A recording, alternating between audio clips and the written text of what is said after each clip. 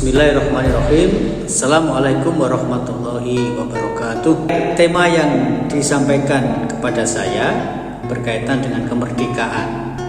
Nah, ini kontekstual tapi juga mendasar karena kemerdekaan sebenarnya merupakan hal yang sangat penting, dan karena itu saya ingin mengawali dengan mengutip sebuah definisi yang disampaikan oleh sarjana muslim tentang apa itu kemerdekaan.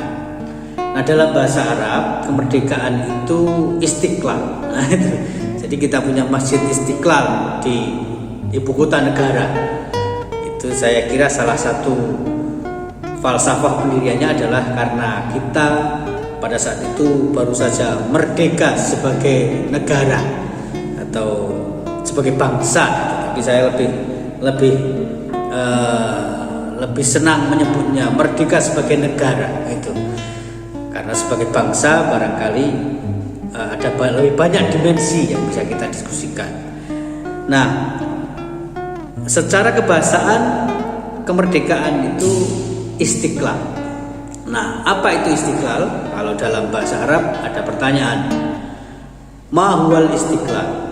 Kemerdekaan itu apa sih? Gitu. Nah, salah satu definisi yang bisa saya kutip misalnya di sini mengatakan al istiqlalu huwa at-taharrur min ayyi sultatin kharijiyah. Jadi yang disebut dengan kemerdekaan itu adalah kebebasan dari penguasaan hal-hal yang bersifat eksternal dari diri kita. Nah, gitu. Maka ini karena bersifat taharrur min ayyi sultatin kharijiyatin, pembebasan diri dari hal-hal yang bersifat eksternal itu, maka ini bisa kita tarik ke dalam konteks komunal maupun individual. Dalam konteks kenegaraan sebagai sebuah organisasi at large, negara ini adalah, kalau kita mengikuti dalam dunia politik itu, negara sering diterjemahkan secara sederhana sebagai organization, at large organization, atau ada juga yang menyebut negara itu adalah organisasi in optima forma, dalam bentuknya yang paling besar dan paling kompleks. Gitu. Saya kebetulan pada tahun 2018 sampai 2019, kira-kira 18 bulan, sempat mampir ke Istana Negara menjadi bagian dari staf khusus kepresidenan, dan saya waktu itu membidangi dengan tim membidangi urusan keberagamaan internasional. Nah, jadi urusan-urusan itu, disitulah lalu saya menyadari betapa negara sebagai organisasi in optima forma itu bisa saya rasakan. Jadi memang demikian kompleks dan luas ngurusi urusan-urusan yang bersifat seperti itu.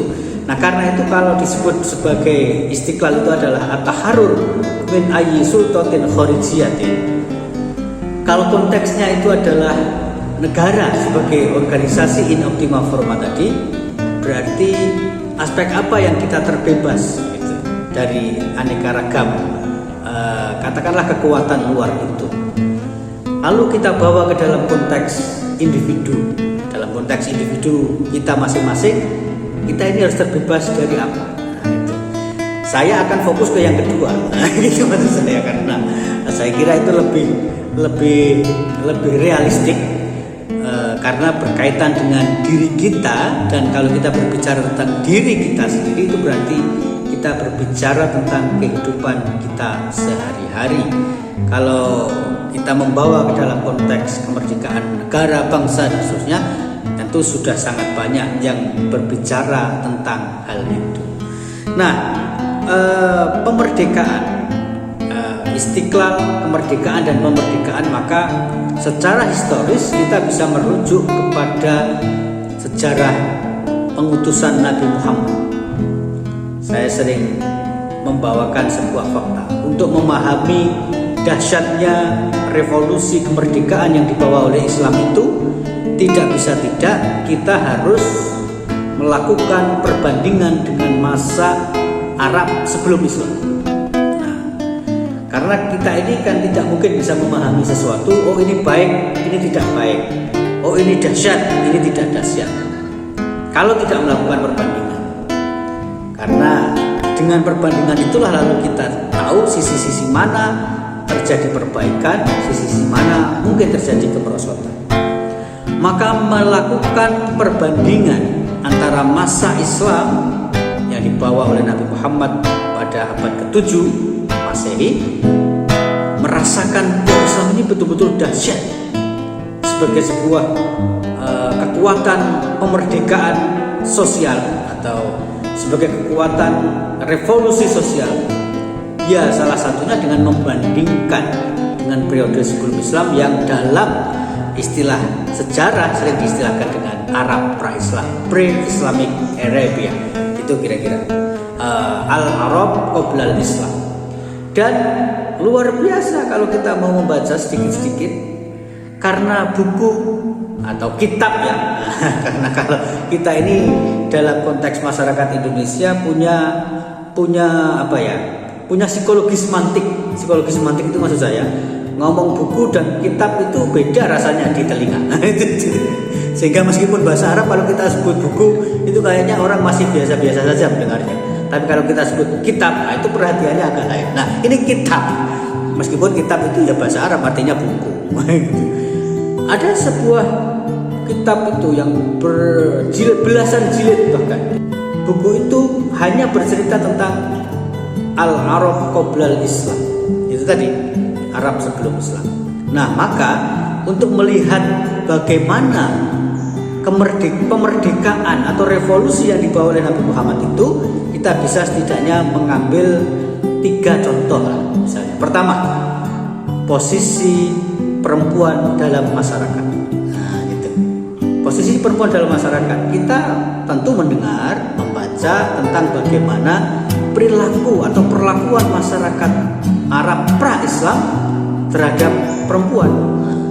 Sehingga dalam buku sejarah itu disebutkan al-mar'atu mirathun wa yurath, atau dalam bahasa yang lebih butik al-mar'atu mirath wa yurath. Perempuan itu barang warisan dan bisa diwariskan. Profesor Komarudin Hidayat ketika menafsirkan fakta sejarah ini, beliau mengatakan pada zaman Arab pra-Islam itu perempuan itu dianggap sebagai sesuatu, something, dan bukan someone, bukan seseorang. Nah, itu konteks Arab pra-Islam. Sehingga kalau kita membaca sejarah tentang penguburan hidup-hidup atas bayi perempuan, itu sebenarnya berkaitan erat dengan bagaimana masyarakat Arab pra-Islam menempatkan perempuan dalam sistem sosial mereka. Kemudian Islam datang, Nabi Muhammad melakukan revolusi dengan cara mengangkat derajat kaum perempuan. Itu. Misalnya, contohnya apa? Contohnya adalah tentang di dalam konteks ayat warisan. Memang kalau dilihat angkanya ya, karena di dalam Al-Quran itu disebutkan lirijali mithlu hadzil unsayain, bagi seorang laki-laki itu bagiannya adalah 2 kali bagian perempuan. Oke, secara angka itu tidak adil, tapi membaca keadilan yang dibawa oleh Islam terhadap perempuan itu harus, istilahnya itu dalam bahasa Inggris against backdrop of pre-Islamic Arabia. Nah, itu harus kita benturkan dengan latar belakang pre-Islamic Arabia tadi itu. Bayangkan perempuan yang semula dianggap sebagai miras, barang warisan, kemudian menjadi ahlul waris. Nah, itu ahlul waris itu kan berarti revolusi. Dari semula barang warisan lalu menjadi penerima warisan. Loh, itu bayangkan betapa revolusionernya perubahan yang dibawa oleh Nabi Muhammad, dan betapa banyak halangan yang harus beliau hadapi, terutama oleh pemuka-pemuka kaum. Nah, kan gitu. Maka sekali lagi, ini makna kemerdekaan yang dibawa oleh Nabi Muhammad kepada masyarakat Arab, yaitu berkaitan dengan posisi kaum perempuan. pada hari ini kita menyaksikan bagaimana gerakan kaum perempuan untuk melakukan katakanlah penyetaraan peran publik di masyarakat terjadi. Ada yang ekstrim, ada yang moderat, yang ekstrim pun terbagi, misalnya terbagi bahwa ada yang ekstrim harus terlibat secara total, ada yang ekstrim jangan terlibat secara total, yang baik ya yang moderat. Nah, tetapi maksud saya adalah peran publik perempuan yang sekarang menjadi bagian dari isu yang senantiasa diperjuangkan itu sudah menjadi perhatian Nabi Muhammad, sehingga ada banyak sekali perempuan-perempuan pada zaman Nabi yang disebut dengan sahabiah. Sahabiah itu memiliki peran dalam dunia publik. Ada yang jadi manajer pasar, bahkan seperti Nusaibah binti Ka'ab, itu dia menjadi panglima perang atau ikut berperang karena dia merasa tidak bisa dong kami begini-begini ya, itu artinya kami juga ingin melakukan perang sebagaimana yang dilakukan oleh kaum laki-laki, dan Nabi memberikan izin terhadap situasi itu. Maknanya inilah kemerdekaan, bagaimana Rasulullah Muhammad melakukan pemerdekaan terhadap kaum perempuan. Yang kedua, pada zaman Arab pra-Islam itu ada satu konsep yang namanya syaraf. Syaraf itu kemuliaan. Dari mana kemuliaan masyarakat? As-syaraf dalam konteks masyarakat Islam, masyarakat Arab pra-Islam itu diambil dari mana sukumu berasal. Apa istilahnya ya? Klan kan. Jadi kita tidak bisa membayangkan zaman dahulu. Saya juga menemukan satu kitab, judulnya itu kalau dalam bahasa Indonesia adalah ensiklopedia suku dan ras di Arab. Bayangkan, suku, klan, ras, bukan ras ya, tetapi lebih banyak suku dan klan ya. Itu ada ensiklopedianya.